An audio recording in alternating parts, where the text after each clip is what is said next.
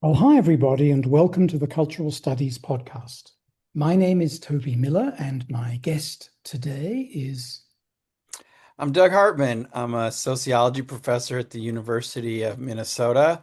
Also, currently editing the Journal of Sport and Social Issues, which Toby has some history with as well.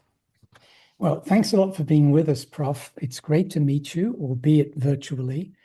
And yes, what's it like taking over the Journal of Sport and Social Issues? Because my memory, I took it over in the late 1990s, 1997 perhaps, is vast amounts of paper, but I'm thinking that's not what you're experiencing. Yes, it's vast amounts of emails and electronic files and reviewing emails and correspondence. Yeah, it's changed a lot in that respect, just the kind of te actual technologies and the work. Um, and it's been a really exciting learning experience in a lot of ways to kind of see all that's happening across the globe in sports studies. I think the journal really started, back in the 90s, even earlier than that, in a very US or a best North American focus, and it's really become far more of a global operation. I mean, as a challenge, CL Cole edited between us for many, many years and really helped to build the journal and its Yes. scope and its number of issues. But it did it for decades. And so it's kind of audacious and scary to take over from that. And to try to, maybe carve out a little bit of some new directions and a new niche. But I definitely think one of the most exciting things of all of it is just this number of submissions and different angles that we're seeing from all over the world, sports sociology, critical studies of sport. I think it reflects not just the growth of the sports industry, but the growth of sports studies as a field.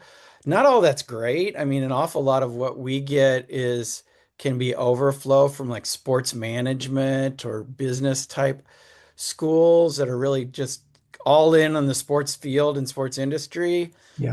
And then some about sports product, like performance and production, so psychology of development and all that. But it really is a fabulous uh, s- kind of place from which to view all of that.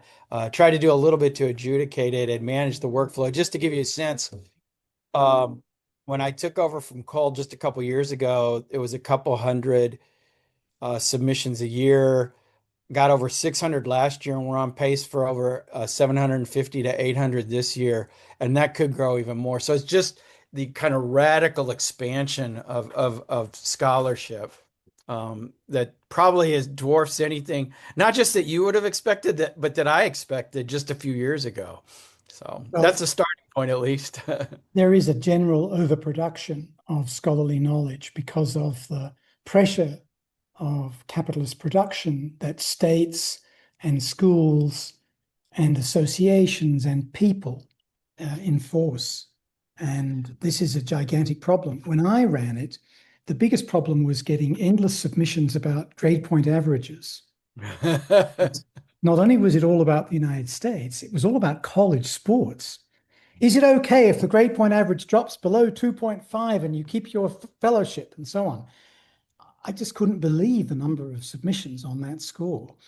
And that certainly changed, but I had to be quite dismissive in order for it to change. And I think that this can be a problem more generally with this massive overproduction of knowledge, particularly in places where there is just so much pressure on faculty to keep publishing. And there's so much corruption. Yeah. I've edited lots of journals. I edit two at the moment. And the big scam at the moment is you write your piece with, say, Doug and Toby are the two authors, and you get an accept with revision. And then you sell the acceptance to six other people. And Doug and Toby send the submission back to the other Doug, the editor, and say, well, thanks for all the recommendations for change. They were a little bit outside our expertise. So we've invited these other six people to help us make those changes. This is a gigantic scam in formation. right? Oh my. Yeah, I haven't had too much of that, but there's definitely a lot of opportunities for abuse or misuse of the system.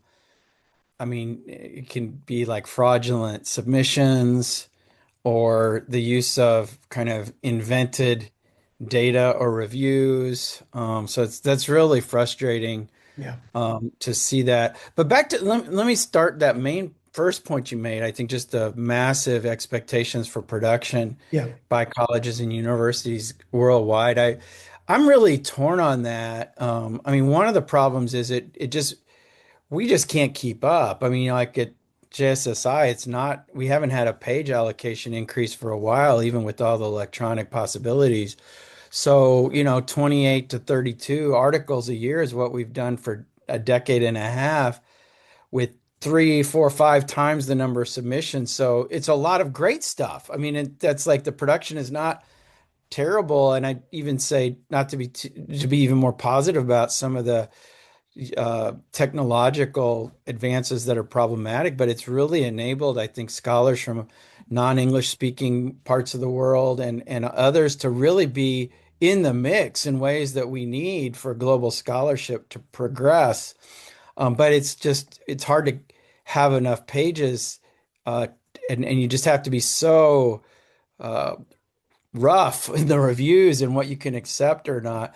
And I say that too, where it's like you're wanting to support scholarship from Africa or Latin America, but there's just not a lot of opportunities for that. And they're under the same pressures as everybody else. Or I was just getting emails, from students in China who are supposedly have to publish in these top journals to get their degrees even. And so you're like, I mean, that's not really what the journals are supposed to be for, I think, but you understand the constraints they're under and the expectations that they're laboring with. And it's just that part that's like simultaneously exciting and invigorating to see all the great work from around the world, but then you just feel so inept at being able to handle that and process that as an absolutely. editor. And if you think of journals like the American Economic Review, they pay reviewers Yeah. reasonably well.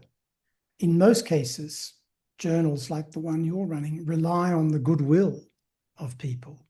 And going to the well again and again to reliable reviewers is difficult. Finding people who know about some of these very unusual topics is incredibly hard to do. It's enormous labor on your part, no? It is. I think it's especially, I think a lot of our, I mean, sad to say, but North American colleagues are really burned out on this, on getting asked to do so much reviewing.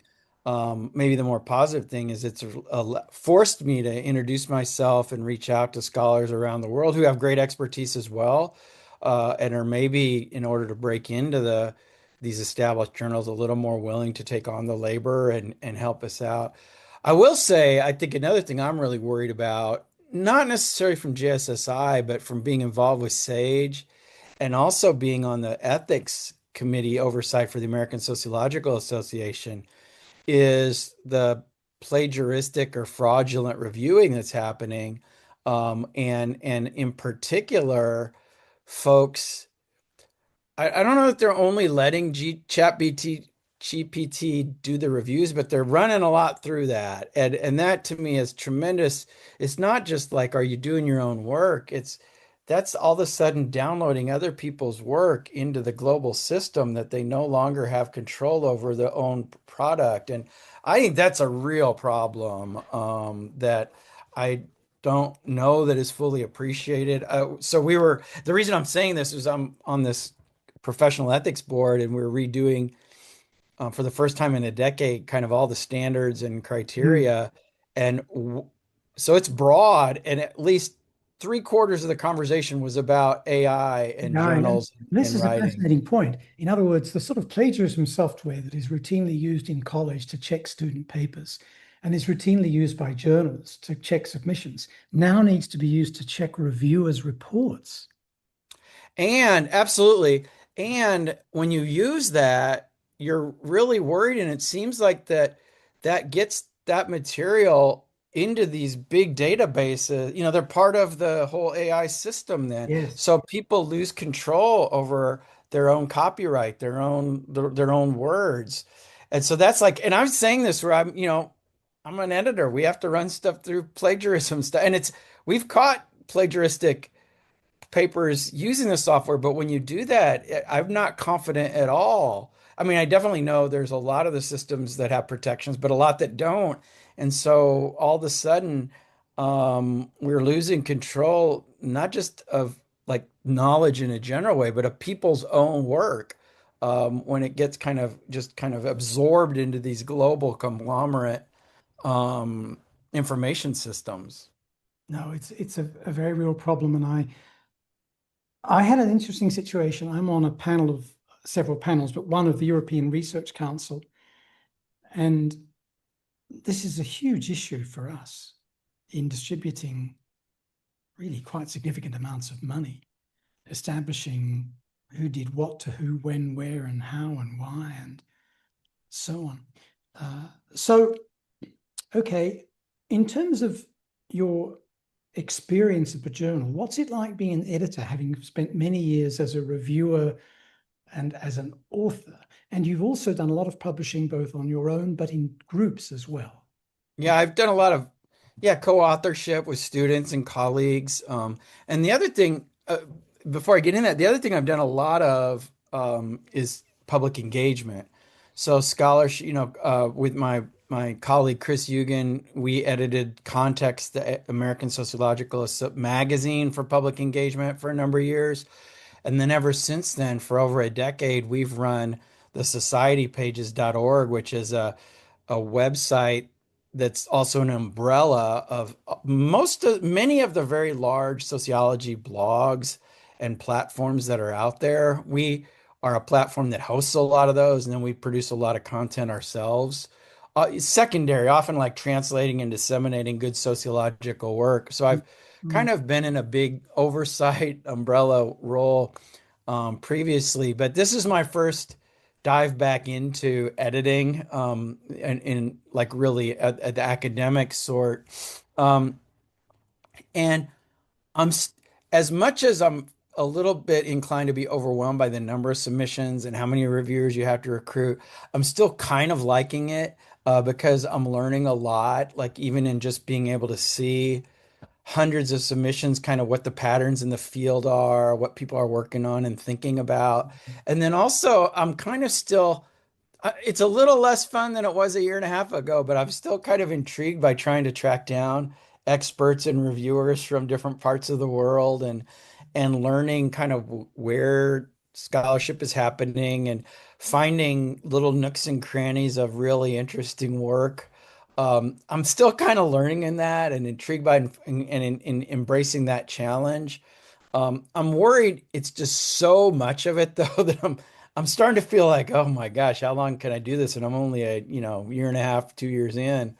Um, but I do think intellectually it's a really rare opportunity to see in a particular field how much is happening. And even from stuff that's not great, you just kind of see where new scholarship is taking place, or new scholars are trying something out that as an editor you're like, this isn't near there yet, but on the other hand you're like, but I could see this scholar coming up with something in a couple years, or some of the kind of new methods and new types of data that are being mined, whether it's from social media or different types of techniques using computational data, or computational methods. Like it's just astounding, to see that.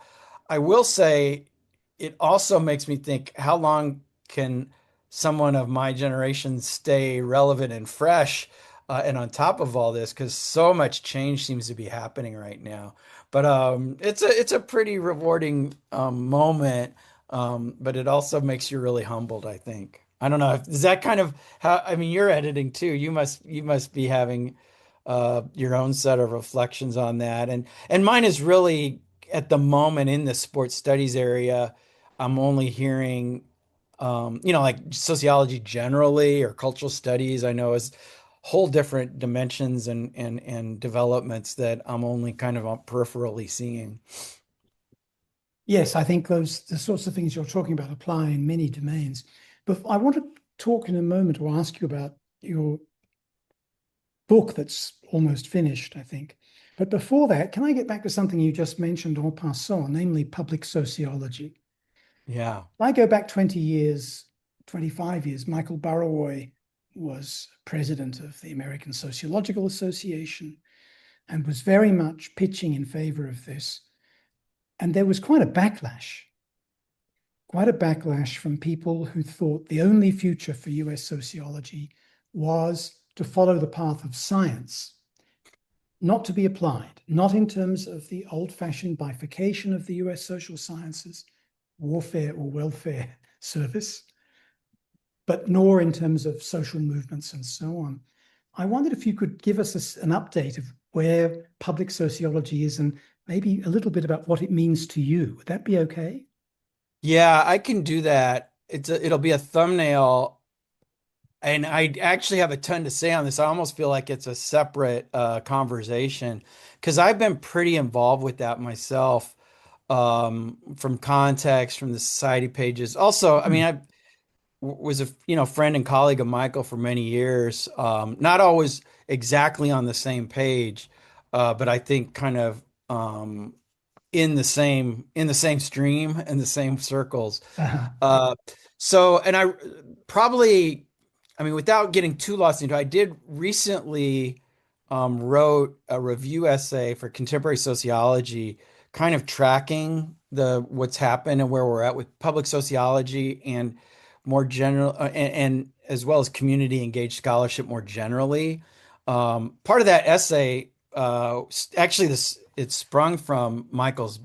Michael recently passed away, so it's kind of Oh, did tragic he? in I a didn't know sense. that. Okay. Yeah, it was a really bad situation. Riding his bicycle like he always does, he got hit uh, within the year or last year. So I had started this project and finished it before he passed, so we had corresponded on it. But he has a kind of released a memoir about public sociology, kind of tracing his own evolution. So I used that as a springboard or opportunity to reflect on this larger thing. Um, there's so much to say. I think part of it is absolutely it's been transformative in both American and international sociology. And I think there's been opposition to it, but also has become a movement of some significance of its own. And in a certain sense has kind of outlasted the scientific critics, and in fact become a real growth area in sociology. Um, I I would say that for one thing, and it's kind of reflected um, kind of in smaller context and sociologists that don't have big research grants, just doing community engaged work. It's given Mm-hmm. them really license and opportunity. And also as institutions like that, as well as big national funding organizations, have moved from just valuing abstract scientific knowledge and really made impact part of the consideration. That we want to be involved in communities is what a lot of smaller schools are saying, or like the National Science Foundation. Well, until last week when it was defunded, at least for the moment in the US, had moved to add impact as one of the two major factors under consideration. That's all part of this movement that Michael helped kick off that was about the value of knowledge outside of and beyond the ivory tower, not just within it.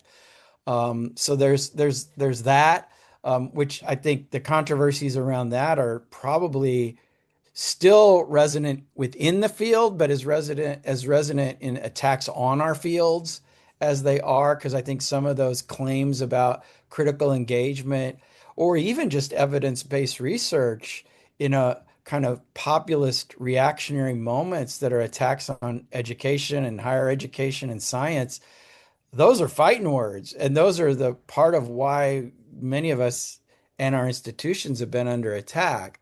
So anyway, there's a lot of that. Yes. I do think that those movements have even transcended and went beyond some of what Michael defined as public sociology.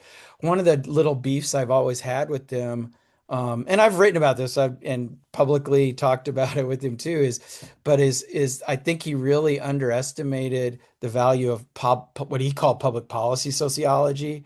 I think he saw it as kind of centrist or neoliberal, and I actually think that's really important work to kind of contribute to policy and social change from within, even if it's reformist rather than transformative. So that's exactly what I think the right doesn't want. It's not even like they're not only dismissive of woke politics, they're dismissive of centrist policy that would be, for regular folks. I'll say one other thing, and then you maybe want to cut me off because I didn't really prep this, and I think a lot about it. The other thing I would say that I would, when I talk about public sociology, I think Michael deserves a lot of credit, but I also really think Herb Gans does too. Sure. And his vision was different than Michael's. Michael's was really kind of on the ground, ethnographic, very activist oriented, and Herb's was more about big picture knowledge and information to benefit society and working with mainstream journalists and media across different lines. And I mention that because I think that too is under attack. And also, that's what I've done a lot of with the websites that I've done and the try to kind of publishing and writing.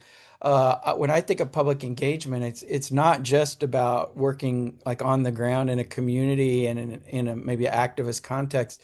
It's often trying to help regular folks just do what they do and get the word out about that and translate and disseminate that information.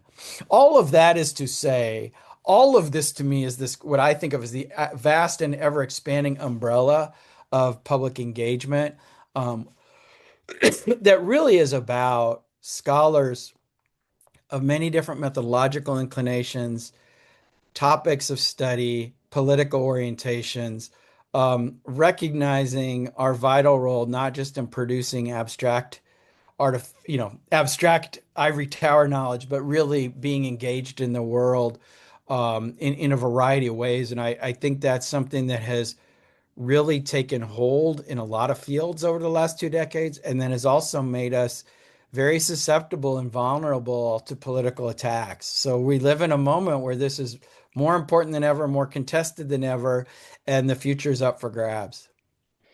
I couldn't agree more, and great to have those two wonderful names mentioned. On to the book. Is it done? Is it almost done? This is not your It publisher is speaking. done, It's or not at your least publisher speaking. I mean, I've written all the words. It's with Rutgers University Press, who I've had a long time sports series. I kind of had always promised them I'd do a book. So this is kind of that. So they have the manuscript, so it's right now kind of getting, edited and in development and layout and all that kind of stuff. It's called Ballers and Backlash. 12 years of activism, populism, and politics in American sport. So it really started in the 2010s as a kind of book about protests and left-wing activism in the Black Lives Matter context. I Mhm. was getting asked about that a lot because I'd written the book on the 1968 Olympic protests, and it was kind of the obvious precursor and point of reference for many of those athletes. So I'd started that, did some papers or some articles on it, some commentaries. But then the more I delved into it, and the more the 2010s fell into the 2018s and 19s and then into the pandemic, I started to realize that the story wasn't just about left-wing activism, it was also about populist backlash and opposition. Even to the extent that I think that in the last few years, the main story has been about anti, a populist MAGA movement in and around sports, Mm. less by athletes and more by elites using sport. So the book is kind of an attempt to tell the story of those two back and forth political forces in American sports, and then use that as a springboard or a maybe springboard is not quite the right word. Maybe it's like a laboratory to understand and think more about the place of sport in American politics, in an American political scene that's deeply contested and polarized. and how sport kind of gets whipshod back and forth on that. So that's what the book ultimately is about. It's about the two kind of dynamically oppositional movements, but then how, as we see those play out, not just against each other, but in American culture more generally, what that tells us about sports' particular cultural and political role. So, And are there particular sports that you focus on? Obviously, in the United States, a big element in this during Black Lives Matter was so-called football, American right. football. But latterly, real football in the shape of Megan Rapinoe, for example, Yep. and of course also issues in general to do with trans athletes have become enormously important. So can you give us a little thumbnail sketch of, Yeah. do you So do I don't, it's both? not limited to any particular athlete or sport. It's wherever the protest and political action was. Right, right. So actually, so Colin Kaepernick's the one everybody thinks about in American Yeah. football because it was kind of a high point. But I actually, I kind of date the movement, if you will, to the Trayvon Martin case and LeBron James and the Miami Heat kind of being some of the first athletes to speak out. So that was 4 years before Colin Kaepernick. And in particular, I'd say even more than like some of the NBA players, a lot of the WNBA players were really prominent. So I think women athletes are extremely important in this. And were some of the most engaged and most innovative in their uses of sport to contribute to the movement. Megan Rapinoe obviously was one of the leaders there and was one of the people willing to take Trump on even before he was President Trump. This is part of how Trump himself got known or became kind of really anti-woke was in his own criticisms of black athletes and others, like Megan Rapinoe. So I kind of follow all those. It is really there's an international angle on a lot of this, but I really focused on the U.S. context the most. Um, and kind of starts with some of these kind of very high profile, internationally celebratory athletes. But that movement was important also because it really took hold in a kind of broad-based grassroots fashion. I think Dave Zirin's book, The Kaepernick Effect, I think that came out in 2020 or 21, but does a fabulous job of interviewing high school kids and college kids and even community sports leaders, and that was across different sports. It was cheerleaders. Cheerleaders are some of the most amazing activists at the high school level. So it's kind of that whole conglomeration um, of activism that was very controversial, but also deeply supported. I mean, so it was like really polarized. And I think it reveals a lot about that. But I will, again, it is then I really became attentive to the opposition and the backlash that Trump helped to launch, but that went well beyond Trump. And to anticipate maybe where you want to go with this, the conclusion of the book, the last chapter really is about the attack on trans athletes and transport generally, because I kind of feel like it's in this very indirect, unintentional way the protest of the left gave rise to the populist backlash that gave rise to not just sport activism, but conservative activists using sport to promote their own agenda. There's nothing broader and more pervasive than that, than the way that uh, the kind of threats around transgender sport were constructed, not just about sport, but about a whole kind of political climate and set of claims. I mean, I do that. So that's kind of a central case. I mean, even like when Brittany Griner was arrested in Russia, the way that the right activists who had nothing, not from the sports world at all, but kind of took to that and used that to kind of criticize the Biden administration and then any kind of activist or even left-leaning activity in sport, especially right after the high points of 2020, which, like Sports Illustrated called the year of the black activist or athlete activist. So as much as that was a high point, that was also the kind of ascendance and then recent dominance of a populist backlash that really has become a movement of its own that uses sport, um, in a way that I think was really underappreciated by a lot of scholars until quite recently. I think a lot of scholars were so excited and fascinated with left-wing activism in sport that it not been the case for a long time, that it made us overlook, I think, the extent to which that was happening codeterminous with the right-wing forces. And not just like general nationalism or neoliberal centrism. I mean, this is like right-wing populism that really is kind of used sport as its kind of centerpiece and calling card. And we could go into that, some of the ways that right-wing media used it, some of the ways that some of these blogs have engaged sports and especially kind of the male centric kind of blogs that are obsessed with sports, even though they're not sports blogs. There's so many angles on that. And one of the things here, of course, is that there's a general tendency of the right to appropriate the politics of spectacle from the left. Tom Lehrer in the 60s had a famous line in one of his songs. They may have won all the battle. We had all the battles, but we had all the great songs. And this notion that the politics of Yeah. spectacle is a great way of resisting forces of reaction really took a back seat, I think, if not earlier, than comprehensively January 6, 2021. If that had been done by pranksters in the 60s, if that had been done by the left in the 90s, it might have been celebrated by a lot of us who in 2021 called it seditious and, Yeah. and illegal. And that also draws me onto the complexity of a right-left continuum on this, because in terms of the trans issue, the other element here is that there are lots of feminists who are very anti-trans participation in sports. And more generally, that doesn't really quite fit the way that a lot of us would categorize things, or do you disagree? No, I think that's absolutely right. I actually think, well, there's two things I want to say about that. One is I do think it breaks, I do think in general, I don't, and I know in a way somehow I frame this contributes to what I don't want it to happen, which is a simple right-left continuum.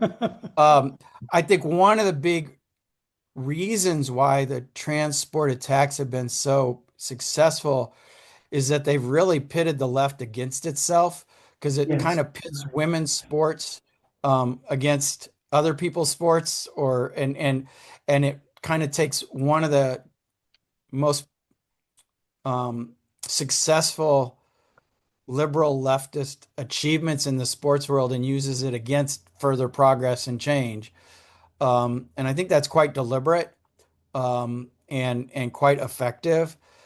Be if only because, and you know more about this than me, but only because I think gender dualisms and essentialisms are so ingrained in not just Western, but world culture, that it's really hard to resist that. And so it ends up really disrupting some of the usual alliances and assumptions of those alliances. Um, so there's that first angle of it. Um, I guess one thing I wanted to mention, you mentioned, January 2021. Yeah. I have a really interesting little tidbit or anecdote in the book. It ends one of the chapters. As that was happening, Don Trump Jr. was doing this big press conference with like on the site, and it was on Fox News, kind of rallying the troops, right?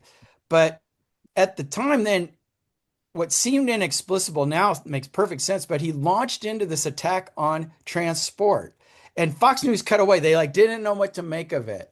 But now you see kind of the alliance of these different forces and factors in the attempt to reconfigure alliances and reach out. And it to me was starting to create some of the realignment of especially, I think, men who are antagonized by women as well as transgender issues, and kind of that they could find a place on in the Trump version of the world that wasn't possible in the standard left liberal version. So that's complicated set of things. Now, here's the other thing I wanted to say though.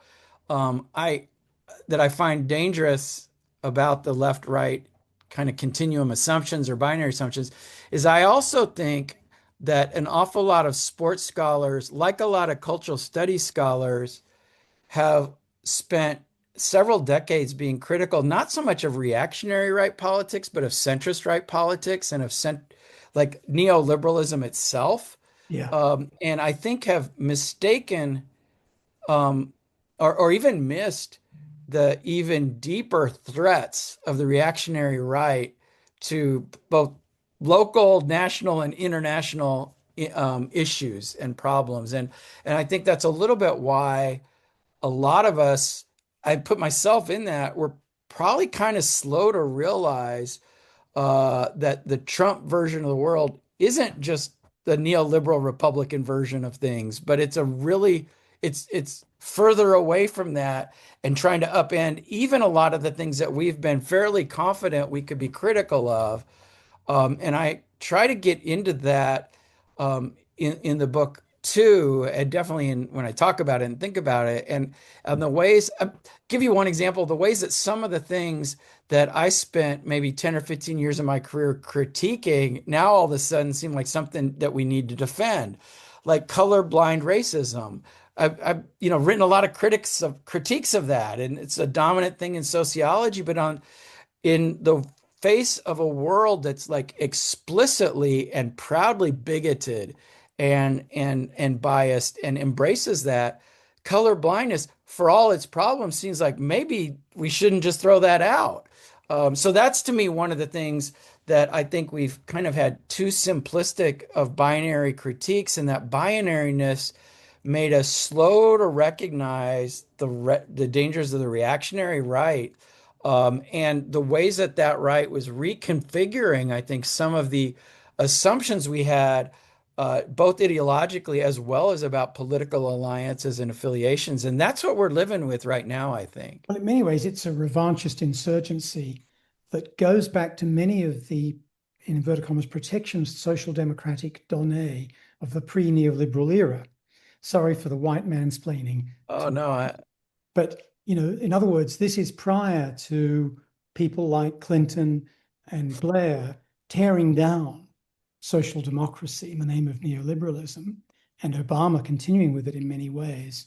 What these revanchist insurgents are doing in much of Western and Eastern Europe and in the United States is going back to big time state intervention in lots of ways in the name of the little guy who's missed out. But the big difference with these bastards is that this is more covertly a project of economic redistribution. I mean, this in the United States, this is a massive project of economic redistribution upwards, yeah, but covered in the name of the little guy. right, Well, or right. so it seems to me. And I Oh, think you're really onto something there. Wasn't one of the January 6 guys an Olympic swimmer? Have I got that right? uh, I don't know if he was, there was some athletes that were present. I don't know the specifics of that, of the Okay. particulars there, and whether they were there or speaking out later about that. Yeah. In general, I would say athletes really shied away from January 6th. And it was, in a certain sense, the beginning to me of the end of the era of athletic activism. Oh, interesting. Uh-huh. And that's where I think most of that activism really got taken over by other sport elites or other political elites who are just using sports. So, like, and it's not like not sport, like Dana White of the, mixed martial arts and fighting world, or folks like that, I think really enter the fray. But yeah, it's really tricky. I mean, I don't know how much or remember about, my book before this was about midnight basketball. So it was really a critique of Clinton's neoliberal reconfiguration of public policy and all the racialized implications. And I'm pretty critical of that. And now in retrospect, it doesn't seem nearly as fraught as the things we're going through now. So like right now, actually, I mean, I finished the book I mentioned last year. The thing I'm really thinking about writing and starting to work on right now isn't a sports project per se, but it's about the experience here in Minnesota in December, January, and February with this Operation Surge and the kind of extremism of the ICE deployments in the Twin Cities. And to me, that's I understand that that's reactionary authoritarian governance. That's a quite a different threat, I think, than the kind of neoliberal takeover of governance and society that is part of it. I mean, it's all kind of a big package of historical development, and especially in terms of the consolidation of wealth, consolidation and redistribution of wealth. I think that that is have its roots in neoliberalism in the 80s and 90s, Of course. but I think it's really been redeployed now, exaggerated in terms of the redeployment of the wealth, but then now coupled with a real authoritarian vision of governance that is quite indiscriminate, or I should, maybe that's not the right, quite unapologetic about its exclusionary characteristics and kind of who's in and who's out, and I'd say also the kind of very cynical uh, um, veneer it gives about the little guy and who it's for. When I think it really that's the disconnects that That's are not true. so So important. in the United States, the big four pro sports traditionally, so I'm not talking about NASCAR or Yeah. ultimate fighting, rely massively on public investment. They're mostly owned by Republican billionaires. All the development work is done by ordinary taxpayers in public universities and in public high schools to generate the throughput of players for free. This is quite radical, massive socialism by stealth on behalf of the capitalist class, quite different from anywhere else in the world, where if you want to invest in pro sports, that means you actually generate young people who can come through the ranks and play for you. You do not rely on the state. In the United States, as with, for example, commercial airlines, monumental reliance on, in the case of commercial airlines, public universities and the military. In the case of sports, public high schools, public universities, big time. Is this something that anybody is prepared to speak about amongst the sports activists to say, you, the little guy, are underwriting billionaires every paycheck? Yeah, I mean, I think there's definitely sports scholar critics who are all over this. Whether they're finding any purchase is a different question. And I would say even a harder question is whether they're finding the right ways to engage that. Tell us about that. Focus on that one. Well, part of it is because I think you can't just say it's a sports story. I mean, this is the kind of massive uh, decline and destruction of the public interest in the US and the kind of rise of neoliberal capitalist forces. That's like, yeah, sports is part of that, but so is the entire social service agencies, all the social services. So is our healthcare system. I mean, so I kind of feel like it's a little um, too easy and even like a little too precious to kind of talk about sports separate from a lot of the other forces, even though it's very prominent with that. Um, and public works in the United States, that's how it gets done now. I mean, it's really scary. But I guess the other thing I would say in the sports specific context that I feel is a little bit underappreciated is how completely invested Americans, rank and file Americans are in not seeing this and in perpetuating it. So it's not just that this is like the 1% capitalist, super capitalist elites that are doing this. Sure. This is bottom up, and especially bottom up through the rise of youth travel sports, pay to play systems.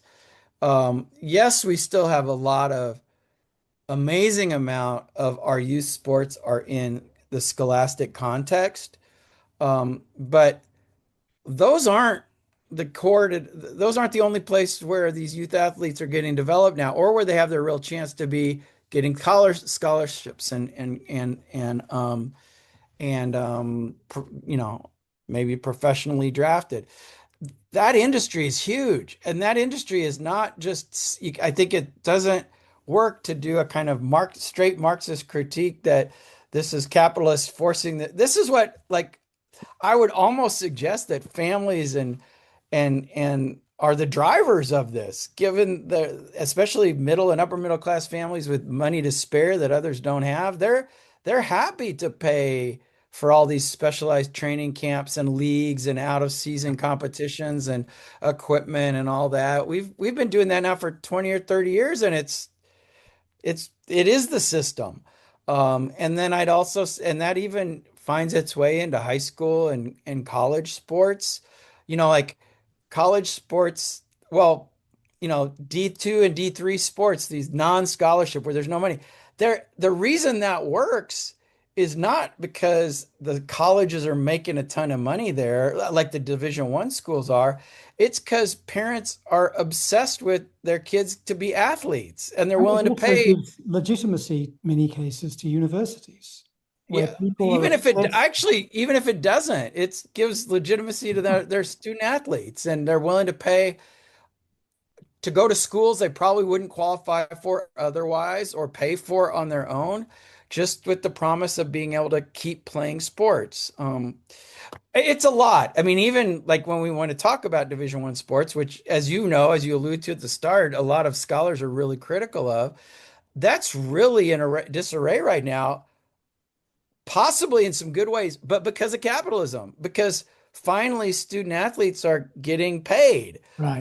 by the system. So, like in that context, that's where I think some of our usual ways of thinking about capitalism and exploitation and disruption are hard to square with where the forces of real change are right now, which is I couldn't agree more. capitalism against itself The almost, historical problem with the United States and sports is that it's socialism by stealth on behalf of billionaires.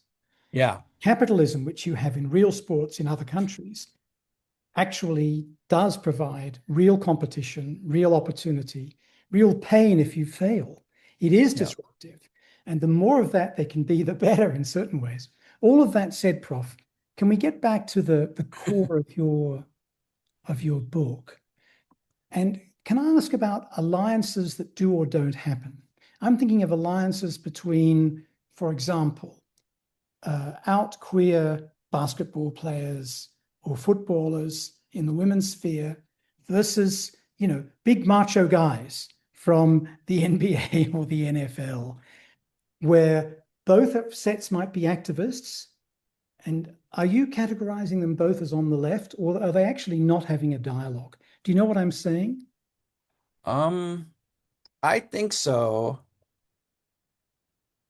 I mean, I guess I would think of, in terms of who's activist and who's not, I guess there's both who's pushing for change, and is that change in a direction of broader inclusion or a return to something past? And that's the kind of difference I would say, that to the extent there's activism on either side of it, as it were, it's that some are defending the system as it is, or even wanting to return to a certain nostalgic vision, or those who are really open to broadening what sport means, broadening access to sport. Mm.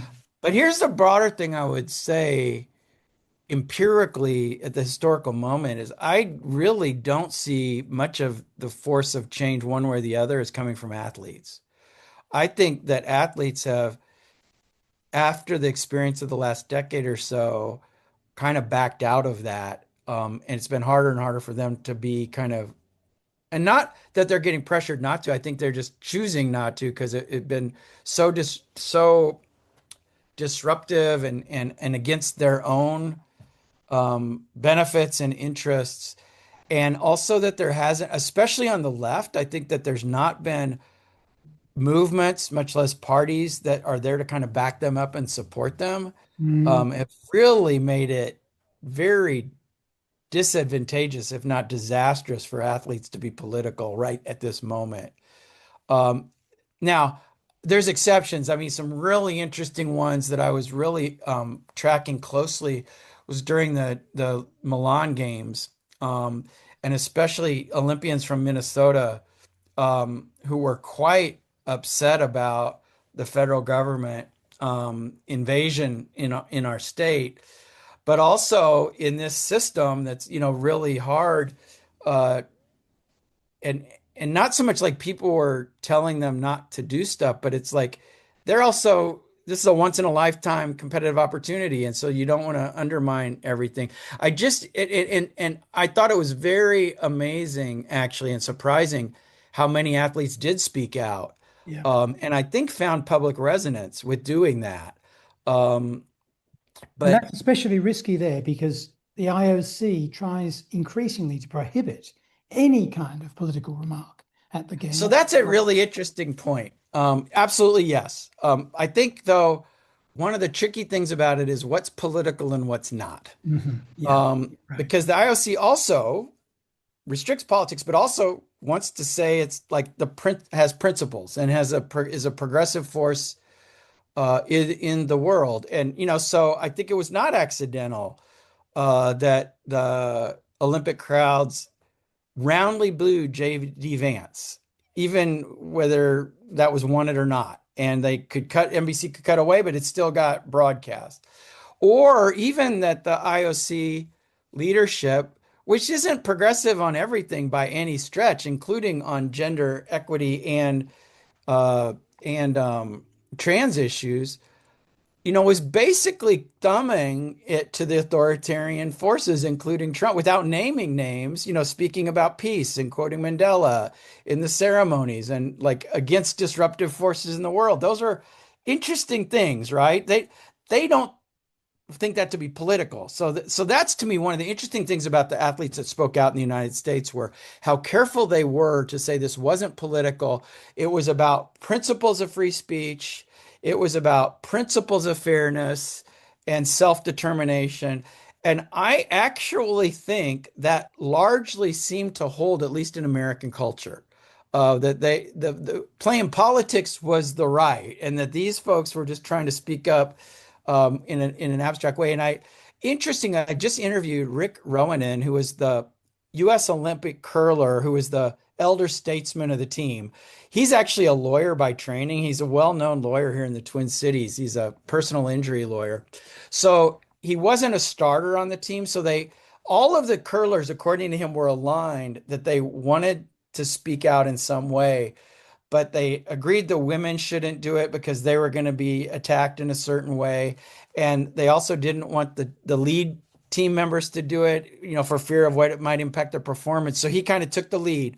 They were going to speak out at the press conference. They got asked about it first, and he spoke up right away and said some of these. He was one of, not the only athlete or whatever, but I think one that was prominent and Mm. one that I was able to interview. But what was interesting was both that he said they got a lot more support than he expected. The only strong opposition was from when like JD Vance would kind of call out the troops and they'd get kind of the really extremists on the right wing would send death threats and stuff. But the thing that I thought was really interesting, he said an awful lot of the people in the Olympic world, so other athletes, but also officials of the Curling Association, of the USOC, even the IOC, they supported him. They just didn't want to be the ones to take the stand. So I think it's really complicated the role that some of these athletic figures in the athletic establishment, including the IOC, the role that they play in this, because they want to avoid controversy. They're, to me, not necessarily for idealistic reasons, it's because they have these global imperialist aspirations of, being everywhere all at once, or just global capitalist aspirations, like Jordan's old line, Republicans buy sneakers too. Well, They get this, he did right? claim never to have said that. Uh, I'm not sure he did, but I did some research on this at one point, and to me, the way I always talk about that, this is an aside, of course, is it's a social fact that doesn't really matter whether it happened or If not. he It's didn't a say it, he Siberian should have. truth. But anyway, the point is, I think these global institutions, as well as a lot of American hegemonic sports institutions. Right. I don't know whether they're really conservative or really progressive, but it doesn't matter. They're really capitalist and they really don't want problems. They want consensus and a kind of and so, but that often means not only that they're trying to be apolitical, it means they're against some of this right-wing stuff too, because that's as disruptive to their systems and even to their athletic competitions as anything else. I think right now, like whether you're World Cup organizers or LA 28, like Trump is a problem. Like you're not happy about that, whether you agree with his politics or not, because it could get in the way of the thing you care about, which is these competitions Yeah. and maybe making money, maybe not. But anyway, so I just think that's really interesting and telling to me is what's considered protest, what's considered political, and what's considered principled. And I do think that we often have been too, we scholarly critics have been too critical of institutional leaders trying to put them in a left or right boxes when really I think they're kind of in the middle in a way that could be really problematic, but also is an important fact to kind of keep Mm. in mind. I hear what you're saying. Prof, we need to draw things to a close, but before we do, I wanted to give you a chance to add anything you wished. And that could take the form of something that's entirely new that we haven't touched on, or it might be you want to revisit something we have discussed and you want to say some more, or it could be a blend. Okay. So I guess because I haven't laid this out. So my larger argument about the politics of American sport, a lot of times people want me to say, take a stance. So is it really left leaning? Or was it left leaning in the 2010s? Or is it really right leaning?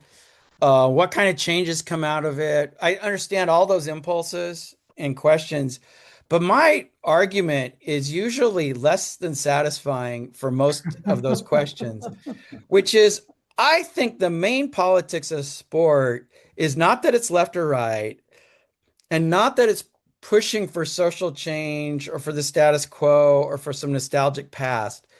The real politics of sport is the way that it is a platform. And this sounds old fashioned to some of us probably in the cultural studies era, but the way that it's a platform for presenting our political divisions back to us and the political trends of the world that we see.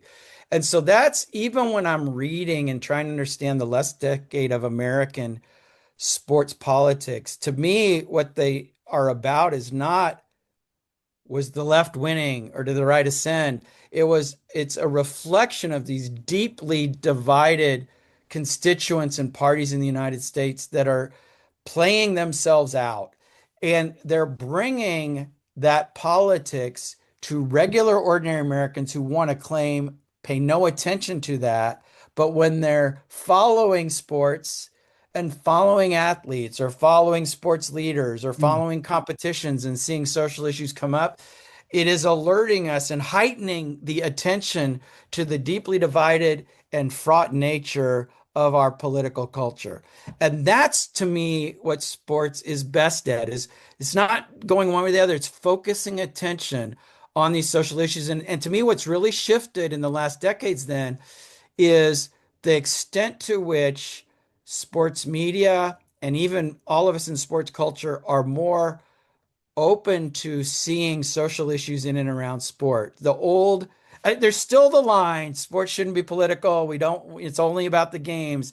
That still circulates, but I think there's a lot more penetration of the realities of politics, of national and global struggles, of social movements that come through in sport that are where its true significance is. So I'm even the Milan Olympics and the dynamics I kind of described about the Minnesota Olympians. It's not to me whether that was ascendant leftist or liberal politics.